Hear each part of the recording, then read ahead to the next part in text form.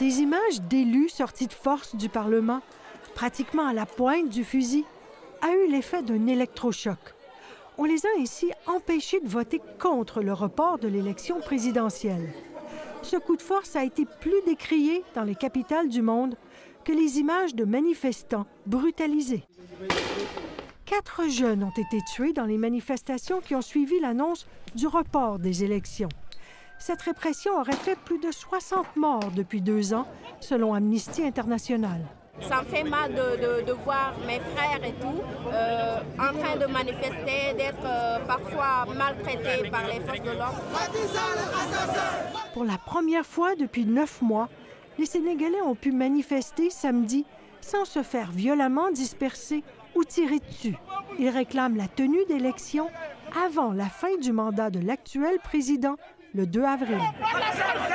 Je suis là parce que je veux protéger ma démocratie. Je veux que notre constitution soit respectée. Sur fond d'une supposée affaire de corruption de juges.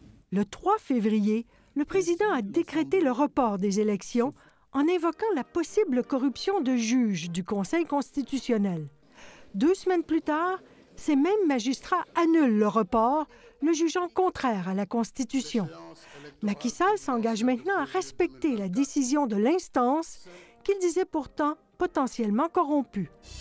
Allô, allô, monsieur le président. C'est pas un ennemi qui parle, Mandoum partisan. C'est un simple citoyen qui parle librement.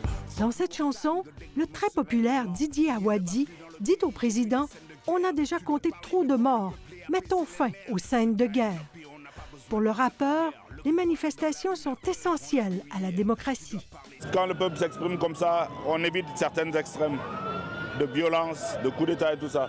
Il faut laisser les peuples s'exprimer. Nous ne voulons pas que notre pays tombe dans un cycle, une crise politique de laquelle il ne se relèvera pas. Cette ancienne ministre, sous les 2 derniers présidents sénégalais, dirige maintenant l'organisme qui arbitre les conflits entre syndicats et employeurs et fait aussi de la médiation lors de crises politiques. En ce moment, les clans politiques se déchirent sur le meilleur moment pour tenir l'élection qui ne peut plus avoir lieu dimanche comme prévu. Nous pensons qu'il faut mettre en avant la stabilité du pays. Le danger, c'est qu'on ne s'entende pas autour de cet enjeu et qu'à la place, chacun tienne à peut-être son ambition personnelle de diriger le pays. L'instabilité politique est souvent invoquée dans d'autres pays pour justifier un coup d'État, ce que les Sénégalais veulent éviter à tout prix. Nous sommes à la recherche de la bonne formule qui puisse permettre en tout cas une stabilité dans le pays. Pour assurer cette stabilité, il faudrait que Macky Sall annonce rapidement la date du premier tour de la présidentielle. Il y a 2 options, une élection avant le 2 avril ou plus tard au printemps. Mais plus le président tarde à trancher, plus ça augmente les risques d'embrasement. Ici Sophie Langlois, Radio-Canada, Montréal.